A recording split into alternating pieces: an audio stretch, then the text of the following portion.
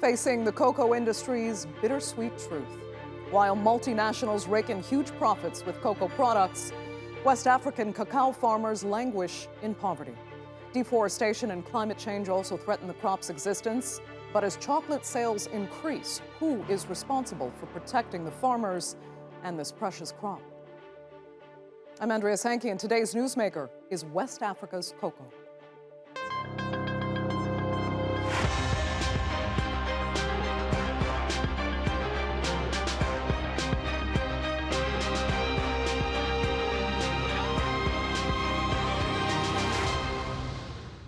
Mondelez, one of the world's biggest chocolate producers, has seen an 18% jump in sales in recent months as consumers go for affordable comforts in a time of soaring inflation. But while the world's biggest producers enjoy growing profits, they're failing to pass the benefits on to cacao farmers. A report published this month found that 90% of Ghanaian cocoa farmers do not earn a living income. Many survive on just $2 a day. So what is the real cost of chocolate? Let's take a look. Ghana is the second largest cacao producer in the world, but the farmers can hardly afford basic needs. Ghana and the top supplier Ivory Coast produce more than 60% of cacao globally, but most of the product goes to Europe, where the intensive work of the farmers turns into profit. The two countries make only $4.5 billion combined, in an industry worth $130 billion. A recent Oxfam analysis shows that chocolate companies have also grown significantly since the pandemic.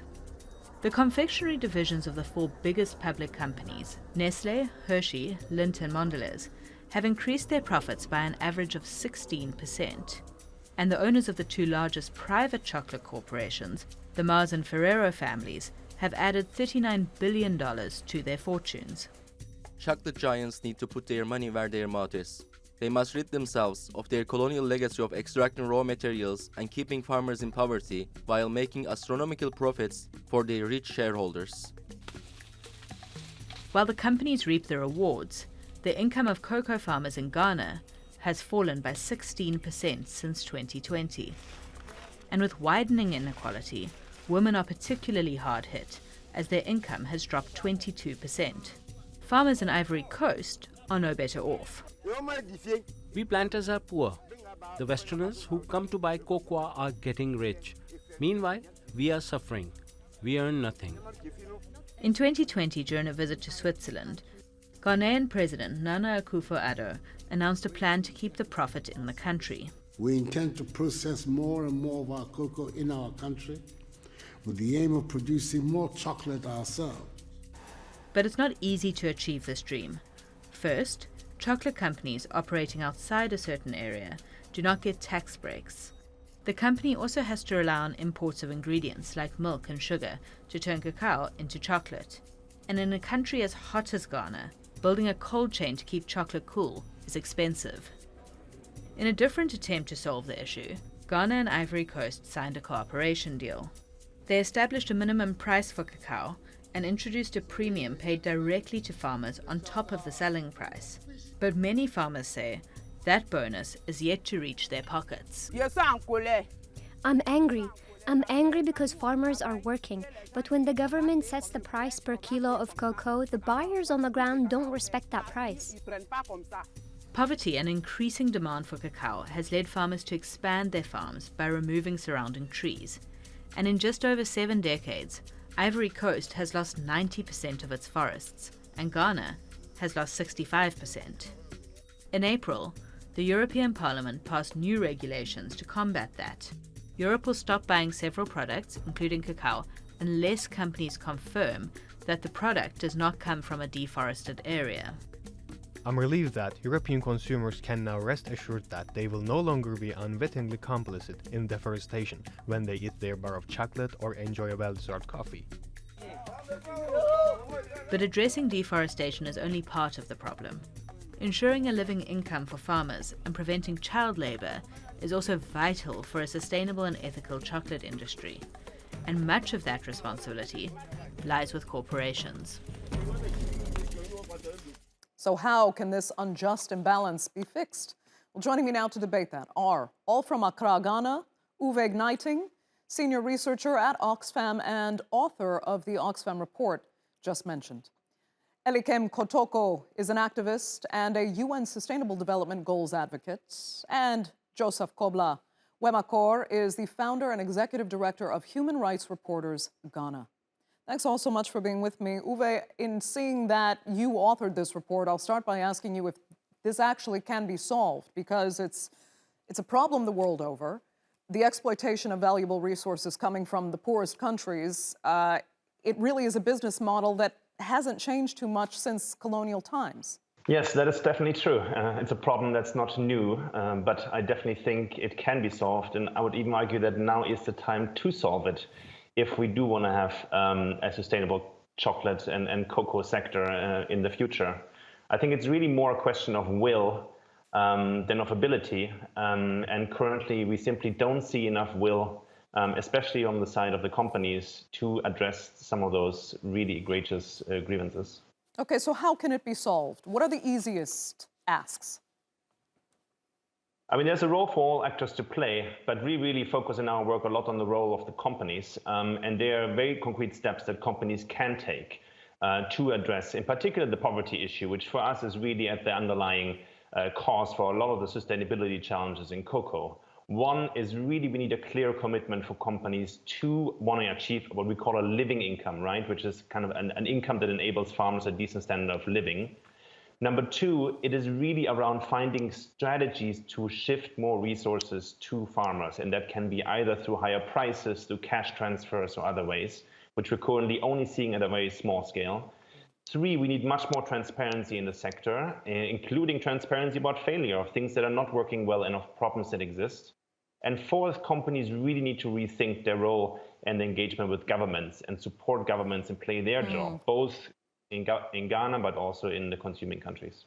Yeah, you mentioned in the report that the sustainability programs of 10 of the top chocolate manufacturers and traders prioritize helping farmers to produce more cocoa, but then none of these programs actually achieve their stated goals of increasing production and then consequently boosting farmers' income. So what are these programs? I mean, how are they even considered sustainable, and how are companies even getting credit for building programs that benefit nobody? Yeah, that's a good question. And let me be clear, I actually think sustainability programs are very important components of a broader strategy, but they are just not sufficient in the way they are implemented right now. I mean, first of all, their size, right? I just saw today a report of one of the companies that announced that it spent, I think it was 27 million in sustainability program last year, which is only, and I just did the math right before this call, 3% of their profits, right? Which, again, is a highly profitable company. So, the investments sound big, but they're actually minimal compared to what these companies are making. And second of all, is really the strong focus on productivity that you mentioned, right? Companies really emphasize that as their key strategy to raising income, but however, without adequate equipping farmers to have the resources to invest in their farms, just doing trainings on productivity is simply not effective. Okay. Elikem, let me ask you, I mean, what do you think really does need to be done? And are the companies the only bad actors in this scenario, or are there other factors playing a role here? Thank you so much. I think that it is very sad, to say the least, in the first place. I feel very ashamed as a Ghanaian that having gained independence and have governments in place up to this time, this is the quagmire our farmers are going through. To think that out of $130 billion, only about $2 billion is actually gained by Ghana from that, then we are better off reverting to the time of our late former president, Kwame Nkrumah, when he decided to actually burn the cocoa beans at the port in order to send a certain signal and cause some changes. But we are past that time. I believe that government's commitment to making sure they improve the lives of the farmers is one major thing we need to look at. And by that, I am looking at government's deliberate commitment, not political gimmicks, where we have our politicians pass comments just for political expediency and they go do otherwise. Permit me the latitude to use an example of the current regime. Unfortunately, that has been a failure and worsened the plight of our cocoa farmers if we have to address this matter. This regime, for instance, promised one district, one factory. Not a single of those factories is related to cocoa processing. And therefore, we farm this produce and have to export it all the way in its raw state before it is refined and all of that, and value is added to it without us engaged in the chain, the production chain, which could have actually provided a lot of jobs for people as well too. And so this is an abysmal exploitation of the farmer that must be relooked at. And I think that the people must also be a bit angry enough to continue to demand for what is rightly theirs, because governments are spending their money, living on them like Arabian kings, when the actual farmers who are putting these to us are living in abject poverty. So the governments are pretty much, in your opinion, as bad as the companies that are exploiting the system. Yes, because the governments are we have our governments going into agreement with these companies, and therefore, at whatever price they are buying, etc., government has a stake in that. And so, if your citizenry are involved in farming and you are not protecting them enough, then you have failed and have allowed the exploiter to continue doing what it is doing. So the basic thing that needs to be done is to make sure that we enforce or actually apply strict rules that will be deliberate to protect the farmer in Ghana or elsewhere. Joseph, let me ask if you agree there. And as for reporting on these issues in Ghana, has it been easy exposing the injustices of the industry, or do the authorities sometimes not appreciate how this exploitation ever being exposed? Well, this is a big issue that is affecting the poor farmers. People, unfortunately, the very people we depend on for our daily bread, the very people that feed us must not go hungry. But in this case, what do we see? They are being cheated. They are being robbed. It's so disheartening. A while ago, I spoke to a source at Cocoa Board, Ghana Cocoa Board, about this issue. This gentleman doesn't see anything wrong about this. His explanation was that somebody bought something and added value and it's being sold at a higher price. Doesn't amount to any form of robbing or cheating as is being purported or as I have described it.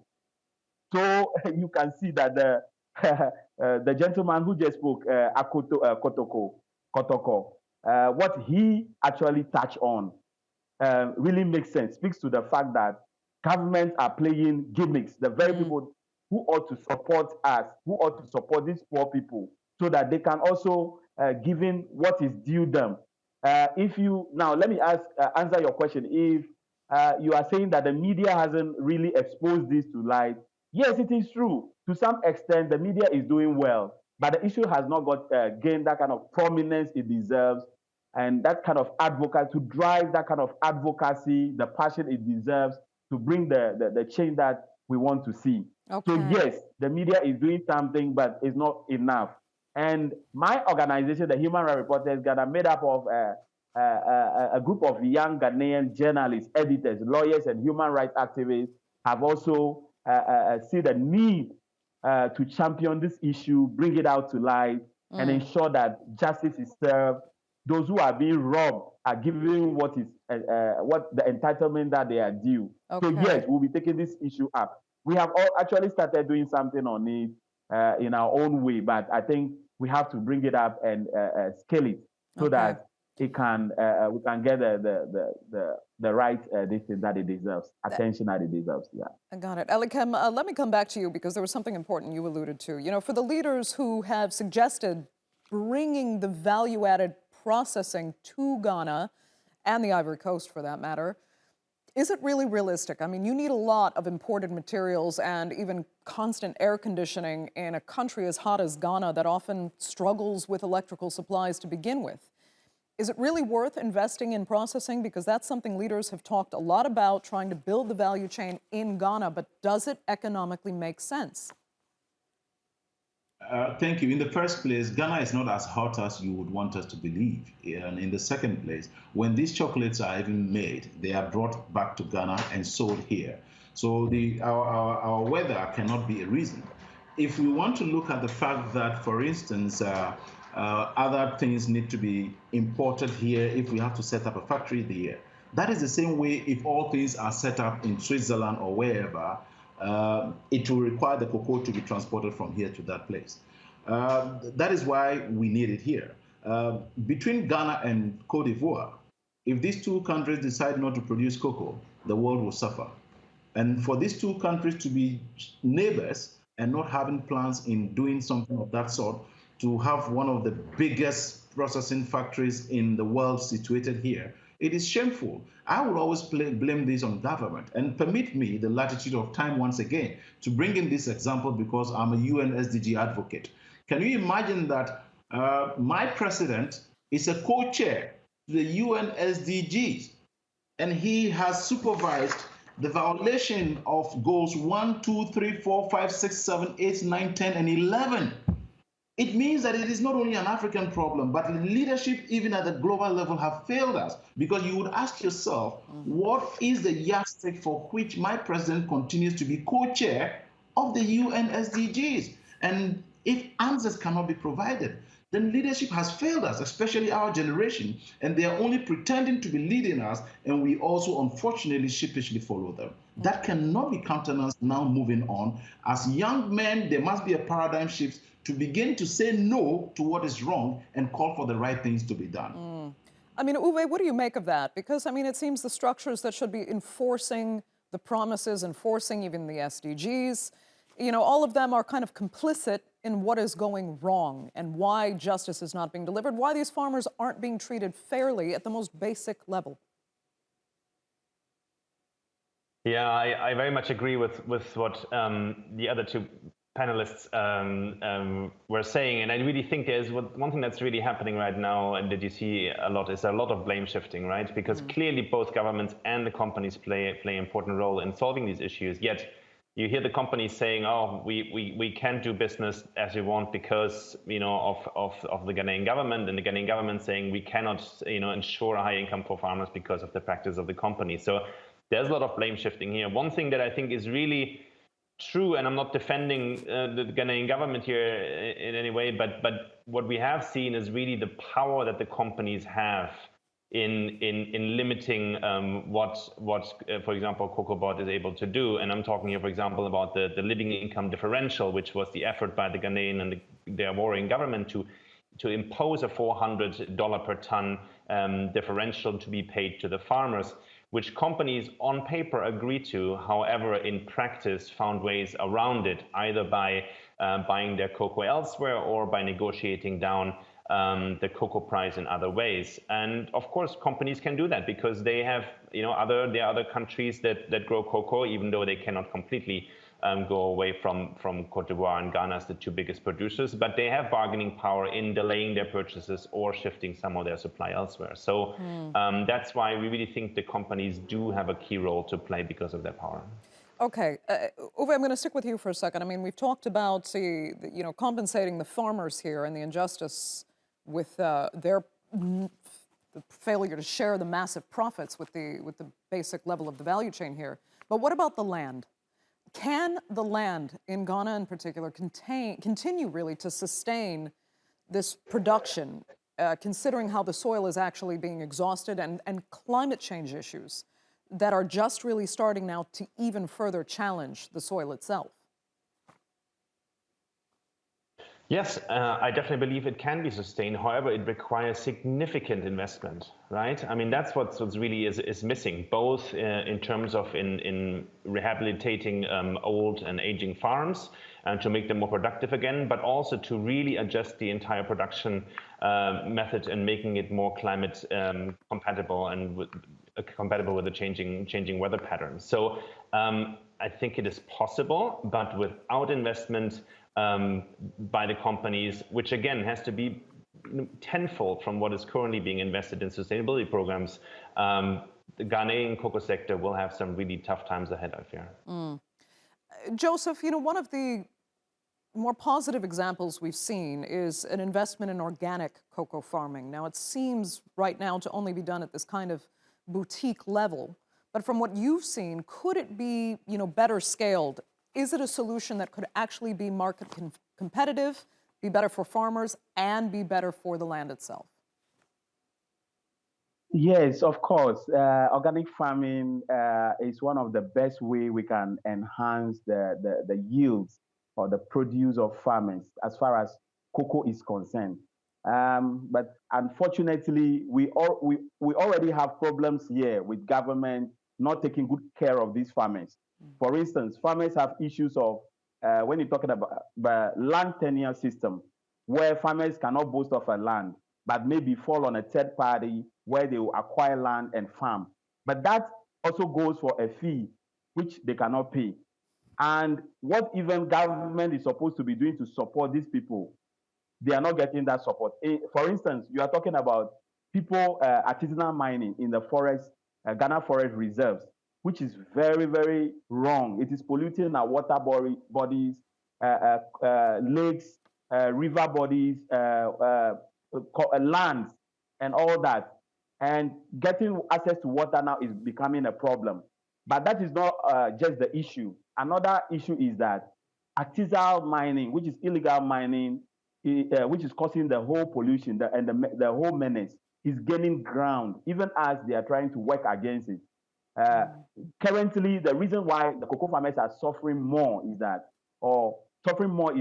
the land that they're supposed to be planting on is being given to these artisanal illegal miners or galamseyers, where they also thought, the owners thought there's a benefit there. They're reaping so high compared to what the cocoa farmers are giving them. So they intend giving it out. For instance, an acre of land, which I have tried to investigate it on, is costing, given to the artisanal miners, in just a period of 1 year, they are building mansions. The owners of the land are building mansions as a benefit compared to what cocoa farmers are giving them. Cannot be compared. It's just a meager. So they intend to give these lands to these illegal miners instead of giving it to the farmers who can now indulge in this organic farming. Yeah, let me talk to Elikem a little bit about that, because, I mean, not only with cocoa farming do you have a crop that's not actually indigenous, plus the deforestation necessary to continue to plant cocoa.